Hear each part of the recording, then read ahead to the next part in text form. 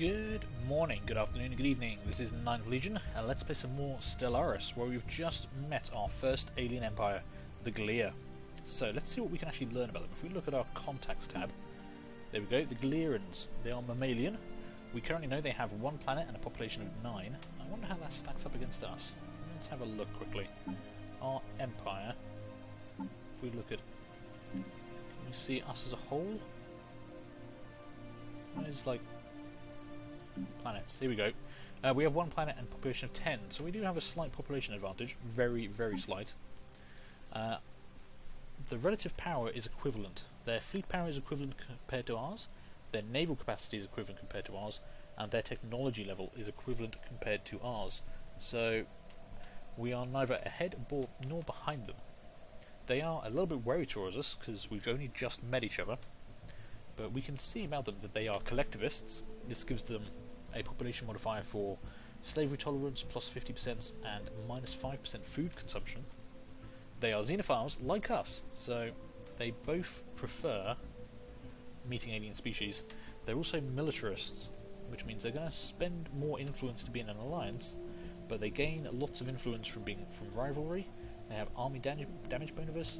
They have an army damage bonus, and their populace becomes happier under wartime. They are a despotic empire. Hegemonic imperialists consider themselves the rightful rulers of the galaxy and will attempt to expand their empire by any means possible. That's not great. So currently their opinion of us is minus 39. 9 of that is due to border friction. 20 of that is due to new contact, and that will reduce by 3 per year until it goes away entirely. They have a different voting rights policy, and they disagree with ours. They are xenophiles though, so we do have plus 10, and xenophile diplomacy, so we have plus 10 there. And they also consider us individualist rabble, so let's see, border friction is going to be minus 9, new contact will go away, so voting rights policy will put at minus 19, individualist rebel was minus 39, even including our other modifiers. So they don't like us very much, and they're not gonna like us very much. But we can try and do something about that. If we go into the diplomacy screen here, we can offer to establish an embassy. This embassy will increase our relations by +1 every month to a maximum of 100. Currently we can only maintain a total of 3 embassies, but I think we need to give these people one so they don't get angry with us and can try and attack us. I would like to keep the militant imperialists away from me. Oh, sorry, the hegemonic imperialists of the despotic empire. Yeah, I want to keep them away from me. We have an embassy to them, so we'll gain a bonus there. And we can choose to recall our embassy at any time. We're going to leave them alone for the time being, I think. A major thing is going to be getting hold of Sirius. Our colony ship is 80% completed, so we'll soon be able to claim that. And from the looks of their solar system, from what we saw, I believe that this was when it was in sensor range, I believe this was a continental world.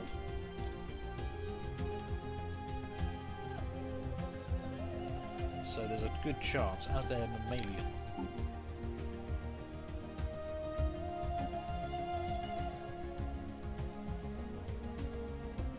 they are going to be taking the same planets as us, which means we could be in direct competition.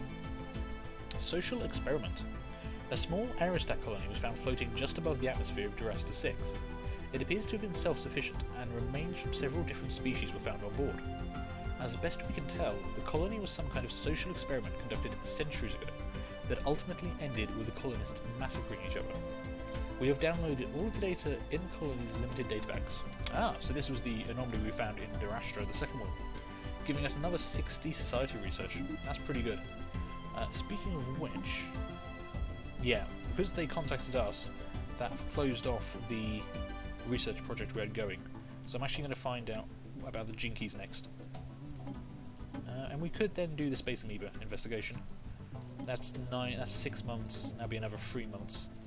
Nah, I'm okay with that. We're stockpiling a good amount of society research. Okay, our colony ship has finished. The colony ship UNS O'Hare is now in Earth orbit and ready to depart. It is costing us quite a lot of energy credits, so we need to use it sooner rather than later. And we are now in a deficit because we are negative balance on energy credits each month. So, let's get you out there. Time to go colonize Sirius 3, my friend. It's not the greatest world, but we need to get this one before the Glirians do.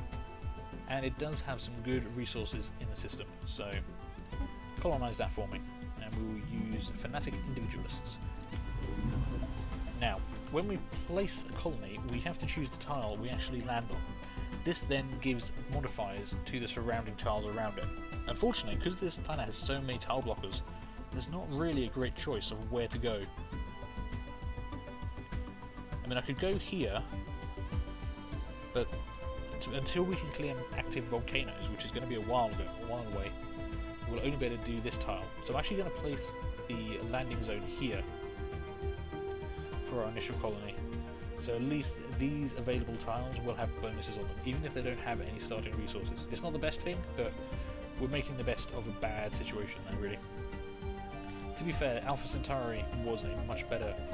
Alpha Centauri 2 is a much better target, but we want to get serious before the Glirians do. First fleet is down in Sol. Are you in Earth orbit? No, you're hanging out around the edge of the solar system. You guys go into Earth orbit, which will cost us less credits. Now, we are floating a lot of minerals here. We're soon going to have Sirius under our control, so we can start expanding there. Or I could start building a terraforming outpost, a frontier outpost out here. Ooh! We found another civilization, the Yamacera. We have detected the presence of a primitive alien civilization on Pundak Mog. They appear to be in the later stages of a Bronze Age, having mastered early metalworking. Although most of their population is rural, several large city-states have formed. We should consider building an observation post above their world to study them more closely. Okay, so we've found a primitive species. Where were they? Aha! In Durastra. They are living on the continental world here, which is a shame because I could have had that, but oh well. They are a primitive civilization, so they do appear in our contact list. Let's see. The Yamacera. Hello. They are an agrarian, charismatic, with continental preference species. Primitive feudalism is their current type. They are quite militarists, and they are fanatic materialists, which is actually... Well, we're fanatic individualists, so that's not great. So, currently, their opinion of us is +10 for xenophile diplomacy. We can't communicate with them because they're still too primitive, but there is a possibility we can interact with them later as they expand. And oh, we've got this. So, have we got the space station back now? No, apparently I don't have the space station back yet. I don't know. That should be mine, I feel, but it might not be. We'll see. Okay, but that's our first primitive alien species found. At least it wasn't another alien empire over there, as I feared. So, our colony ship is in Sirius. Where are you? There you go. System survey complete. They'll be colonizing shortly. And the Equinox has finished in Durastra. Perfect. Now, what was the system that we thought there might be lots of good mineral targets? Grumium, which we do know has 2 ocean worlds. I'd like to investigate that one first, so go there and survey that for me.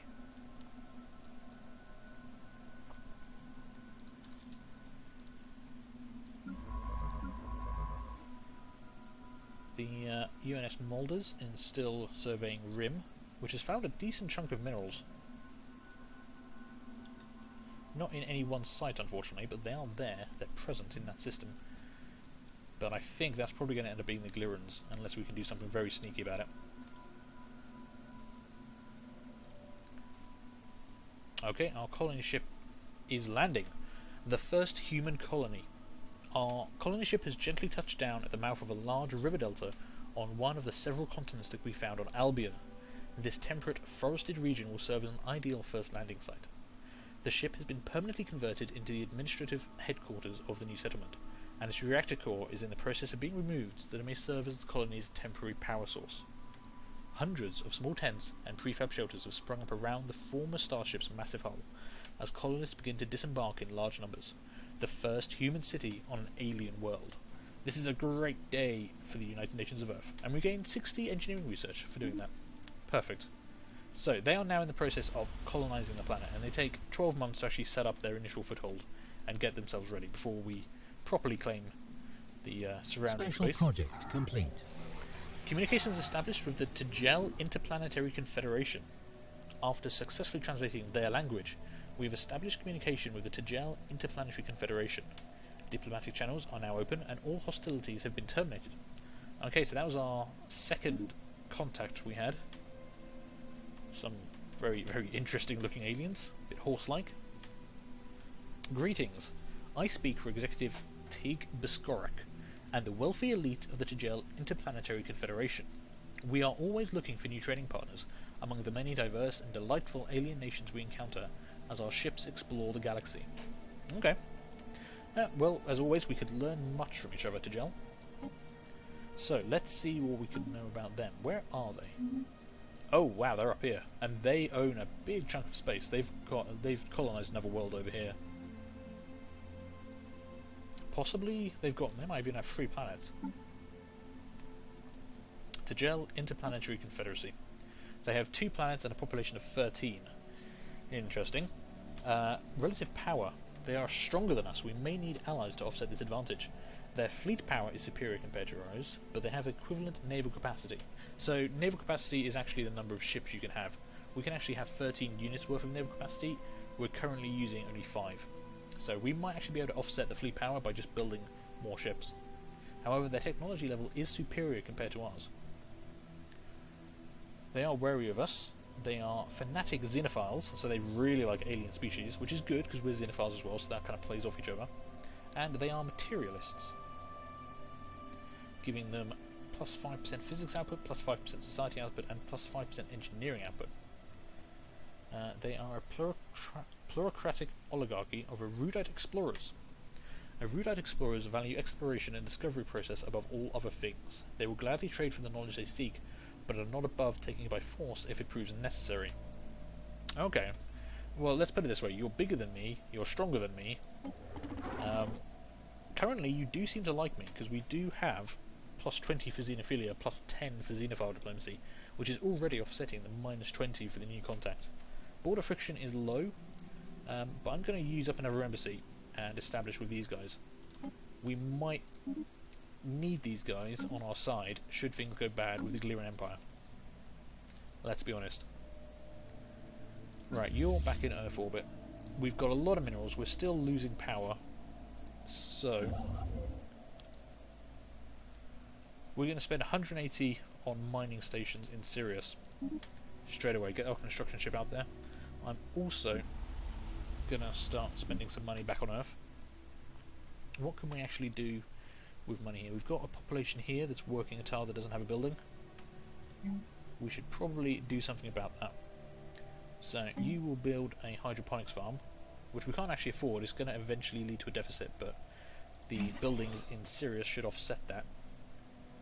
And I think we'll probably clear this slum tile as well after that, so we can unlock that energy tile. So that's taken us down to 92 credits. I think we definitely need a few more ships at this point. 58 credits to build another Mulder's class corvette. Give us 6. At least we won't appear too weak to all these species we're meeting. Okay, we'll unpause and carry on from there. What is happening in Wildor? Why does that engineering research... Why is that yellow? Lies within Tegel Interplanetary... Oh, it's already within their space? System survey complete. Oh, I guess it kind of is, isn't it? Okay. What did we just survey? We have finished surveying Rim, which has a good amount of energy in there. Construction complete. And we finished building stuff on Earth. Oh no, we finished our next corvette, so increasing the size of our fleet is pretty good. We could order another corvette straight away. We've got the minerals for it now. Yeah, we'll hold off for a bit. We're not under any overt threats.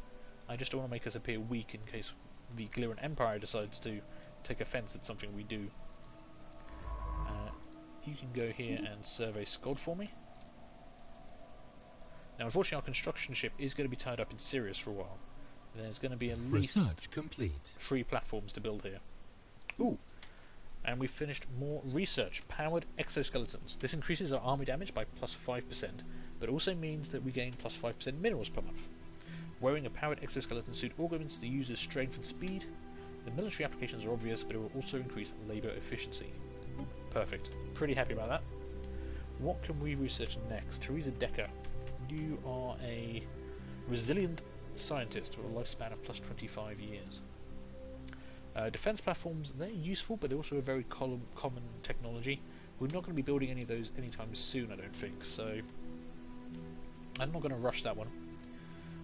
Nanomechanics will unlock the engineering facility, which produces... It's essentially a science facility. It will produce 1 physics and 1 social research, but it will also produce 2 engineering. So all the science buildings will produce all 3 types of science research, but they will be better at one than the others. Or we can get improved spacecraft. This would unlock spaceport level 2 and give us the Corvette assembly yard module. Yeah, I think we're going to take that, really. It's going to take a long time to do, but hey. We don't have... Oh, we do have space amoeba observation. Yeah, I'd like to get that done as well. Learn what we can about the space amoebas. So all of our ships are working. Our first fleet is handy in orbit. We're building our new construction stations, our new mining stations in Sirius, which will help. This will completely offset the drain we're currently in. We should actually end up at +3. Plus we'll get whatever we can produce from Albion itself. Might be worthwhile building another construction ship. The problem is, there would be a very short-term benefit to that, because we just don't have enough stuff in our borders currently to warrant it. But I do want to start off getting another frontier outpost over here. Special project complete. Okay, space amoebas forever. The space amoebas, the nickname now lovingly popularised on Earth, are solitary animals when left to their own devices. All but the youngest specimens are accompanied by quasi-independent organisms, dubbed flagella, seemingly spawned by the amoeba and programmed through liquid, RNA-laced secretions to do the bidding of the host. Initially assumed to be young space amoebas, the flagella do not seem to factor into any reproductive mechanisms, each flagellum instead operating solely as a disconnected limb for its host amoeba. These flagella are capable of manipulating and even attacking objects in an impressive yet restricted range around the host, periodically returning to lodge inside the host amoeba's body for reprogramming. There are potential military applications of the graceful patterns of circulation apparent in the flagella's movement. Very fascinating. So this gives us the flagellating movement modifier, granting all of our ships plus 5% evasion. So that's not bad. They are now harder to hit. Research complete. Oh, we've finished some research, but we've also got a problem with space piracy. The birth of space piracy. As civilian travel in space becomes more commonplace, several powerful criminal organizations on Earth have sensed an opportunity to expand their operations. They have converted a number of civilian freighters into improvised warships, with which they raid civilian shipping lanes for booty. We know they call themselves the Void Roamers, and that they operate from some kind of hidden space facility. Every effort must be made to bring these criminals to justice. So we now have hostile pirates to contend with. This option is available due to the United Nations of Earth being an indirect democracy. Well, damn it. This is a bad day for democracy. They will be found, wherever they are. We don't appear to know where they are right away, but we shall find them, and we shall punish them for their whole booty pirating stuff they're doing, which is very naughty of them. We have finished the administrative AI research, which gives us a plus 5% research speed bonus. Pretty handy. I'm always glad to get that one early. Let's see. We've got 3 options. We can unlock blue lasers. These are more powerful than red lasers, which is our current weapon type. These blue variants emit electromagnetic radiation at a wavelength that appears blue or violet to most organics. Or we could choose to do colony development speed, plus 25%. By giving control of the colony ship to an artificial intelligence, the crew and colonists can be suspended in a deep sleep.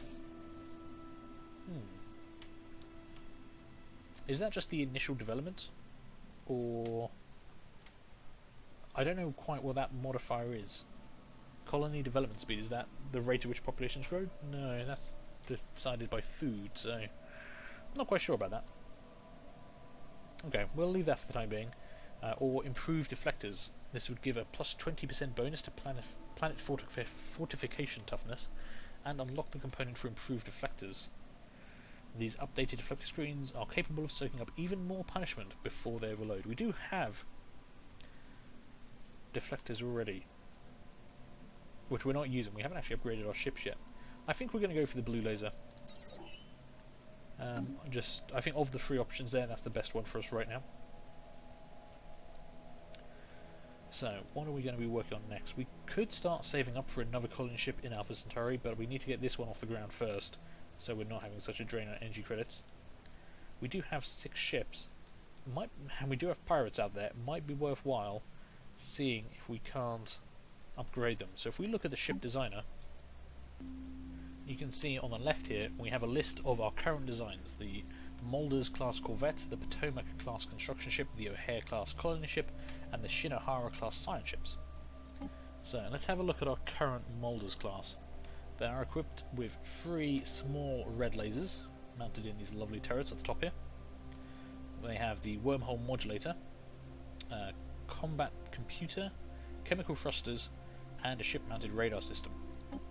And we can actually update a couple of these systems. I forgot we'd actually upgraded. We'd done quite a lot. So we can actually add ion thrusters. As you can see, this chemical thruster has a chance to evade of plus 10. Ion thrusters actually have a chance to evade of plus 20, so that more than doubles. And they also have a sublight speed bonus of plus 10%. They do require more power, however. And this is where those fusion reactors we could have researched before would have come in really handy, because we're going to have to fill up a lot of these slots with power, unfortunately. We can also give them the improved gravitic sensors, which would change from a sensor range of 20 to a sensor range of 25, but that does double up the power requirements. I think we're going to leave the ship-mounted radar system as is. We will upgrade the ion thrusters. We can't do anything with the wormhole modulator just yet. And what do we actually have here? So we can actually install some deflectors. Now, they are going to require 5 power. We've only got 2 power available at the moment. So if we put... Yeah, unfortunately we can't actually fit 2 modules in. We can fit 1 in, which will give us 25 shields.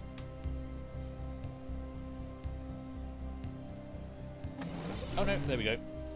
How much power do they... Oh, it generates 10 power. I thought they generated 5 power. Okay, so we can fit in 3 reactors. Yeah, I've got a... No. That's not going to work. Let's organise this a bit, shall we? There we go.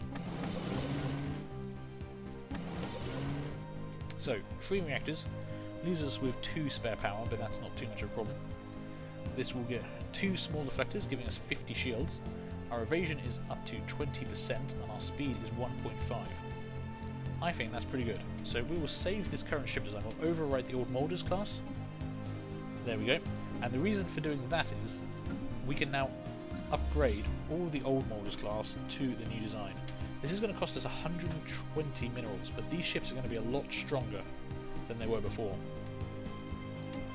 So I think that's money well spent right now. Anomaly found. Oh, we found an anomaly in SCOD 4A. Optical sensors isolate a cluster of shapes on the barren surface of SCOD 4A that could be buildings. Now this is a very high level anomaly, level 3, and even though Ivan Krutov has the skill for archaeologist, he has the trait archaeologist, there is quite a high failure risk, 30%. I think that's higher than I want to risk right now. I don't think Elsa Kruger's not going to do much better.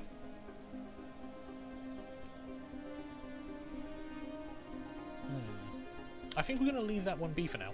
We can come back to it later on. It's not going to go away, but we might wait until Ivan has leveled up and he's level 4, and then see what the failure risk is. So we'll leave B for now, because you only get one chance to do these. Where are you, Ivan? You are... Oh, look how close to level 4 he is. Oh yeah, we're definitely going to wait for that. He'll be level 4 before he finishes surveying the system. So that's not a problem at all. Earth is clearing that tile of slums, which is fine. And Sirius is now... No, Sirius is not a colony just yet. Colonization will be completed in 2208, but we finished one of our mining stations. So we're still -1 on energy credits, but that's not bad. So you finished that. You found an anomaly. And we've detected a pirate fleet. At least one hostile fleet is present in the same system as one of our fleets or planets. Where are they? Oh, they're in Alpha Centauri. Oh, crap. This is bad, actually, because our first fleet is still upgrading. And these pirates are heading directly for that mining station, and we can't do anything about it. I mean, that upgrade's going pretty quick, but unfortunately, it's not going to be... I don't think it's going to be in time. We'll have to see how this works. Ivan Krutov has leveled up and gained... Ooh, he's gained a new trait at level 4. He's now expertise in biology. Good for him. Let's actually go have a look at Ivan.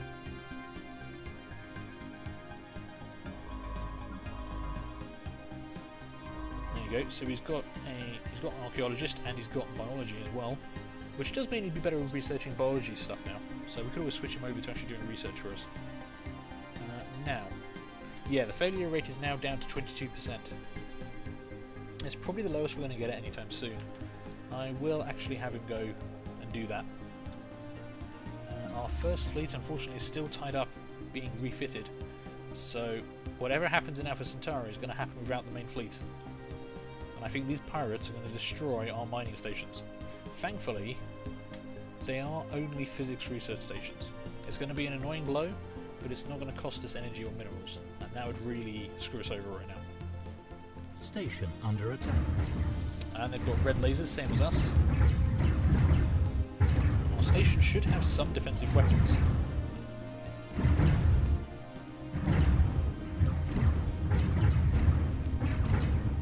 How are we doing? 71%. I mean, it's got a lot of health. They've taken about 25% off so far. We might be able to get in there and do something about this. Our fleet will be much stronger than these 3 ships. Ships upgraded. Okay, Construction first complete. fleet is online. They need to come in here and attack these guys as quickly as they can. Their military power is now 171, so almost double what those guys have got. Earth's finished clearing that tile for us. Ivan's leveled up. Okay, now to race against time. Can we get our ships to Alpha Centauri in time to defeat these guys? They do have 20% extra speed, so they are quite snifty. But I just don't know if we're going to make it. That was bad timing. If we can't save the first station, we should at least be able to save the second though. Complete. Colonial failure. There was an alien colony on Skod 4A once, or at least an early attempted one. Science officer Ivan Krutov reports that the effort was obviously premature, the ramshackle structures never standing a chance against the hostile climate of Skod 4A. Not wanting to leave empty-handed, the UNS Molders has recovered a defunct atmospheric filtration unit that may be of some interest. We can learn from their mistakes. Technology gained tropical colonization. What the hell? We just got... We can colonize tropical worlds? Am I reading that right? Technology gained tropical colonization. Research complete. No way. They didn't just give us tropical colonization, did it? Do we actually... Are there any tropical worlds around here? Is going to be part of the problem. There's a tropical world there, but that's in their borders, so I don't think I can do that anyway. Do we have any other tropical worlds around here? Ocean world, arid world, desert world, arid world, arid world. Damn it! Okay, I think we can colonize tropical worlds now. When you consider it took us 6 years to get the technology to be able to colonize the same worlds as what we evolved on, just being given that technology seems quite powerful. But it's a shame we don't have any tropical worlds. The only one we could have done is in Gleer, and we can't go in Gleer because of... sorry, is in Yarak. We can't go in there because it's in the Gleeran Empire. I mean, we could always invade and take it for ourselves, but that's a shame. I can't believe we don't have any tropical worlds around here. Oh well. Okay, still, that is a massive boost. If we find any, we can definitely take them. Oh yeah, we're meant to be watching this combat, aren't we? I was getting very distracted. Where's my fleet? They're not here yet. They're still warping in. They're going to arrive here. They're warping in now. There's they're not going to make it in time. Colony established. Even with that speed. Albion has been colonized. Perfect.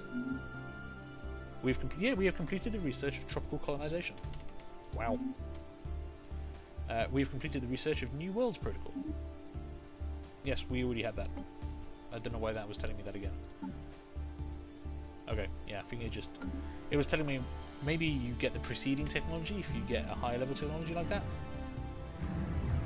Damn it! Oh, we're so close. 100, yeah, hit points are fading fast. I was hoping they might get scared off when this fleet arrived, but it doesn't look like it's going to be the case. So we're going to lose one research station. Station under attack. That's annoying. But the first fleet will be able to engage them before they take out this one. So let's slow down the speed and watch this engagement. Hostile fleet engaged. There we go. You can see our shields there deflecting the enemy fire. System survey complete. Looks like the shields didn't last very long, but we've already taken out one of their ships. Yeah, one of our corvettes is getting focused down pretty badly. They're not splitting their fire on any of our other ships, which is unfortunate. Or is we're damaging both of theirs at the same time. We don't have any control over what our ships are targeting. We've just got to kind of hope the numbers work out in our favour. I also can't pick a ship and tell it to retreat on its own. It's kind of in it until death. Situation log updated. Ooh, that was lucky. We actually managed to get out of that without losing a single ship. The UNS FAC is down to 46 out of 300 hull points. Whew. Overall, we did 911 damage to their 315 with an 82% hit ratio to their 65% hit ratio. That extra evasion from adding those extra thrusters came in very handy. Okay, now we do have some debris in this system, which could come in handy. We need to explore that. This station should repair itself. It did take a little bit of damage. And the first fleet needs to go home and get repaired. So we lost one science station. That's not the end of the world. We can come back from that quite easily. And it looks like Sirius has finished all of its work over there. The construction ship in Sirius has finished its work, so that's okay. And both of our science ships are in need of orders. But I think we're going to leave that till next time, so I'm going to take a break here after that lovely combat. So, thank you guys for watching. Hope you enjoyed this. Do feel free to leave a like, leave a comment, and subscribe if you did. And hopefully I'll see you guys later for the next one. Bye.